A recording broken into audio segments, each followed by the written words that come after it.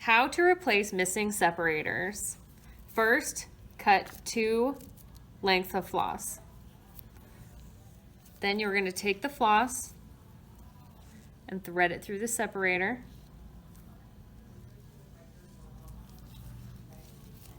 Take your other piece of floss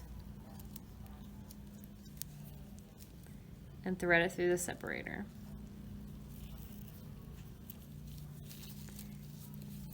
Pull it tight like this.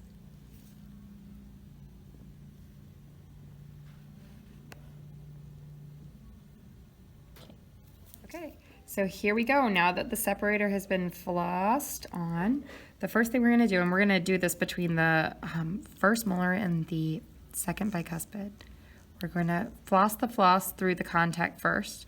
Then you're going to pull it through, and then you're going to wiggle it one side, then the other, one side, then the other, and then you're going to see it pop up.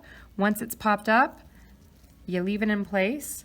You're going to pull the floss out. It's a good idea to put your finger on top of the separator so that you don't dislodge the separator when you're pulling the floss out. Just like that, and then we're going to do it same thing on the other side. Just pull straight out. There you go. And voila, you have a beautiful separator right in place.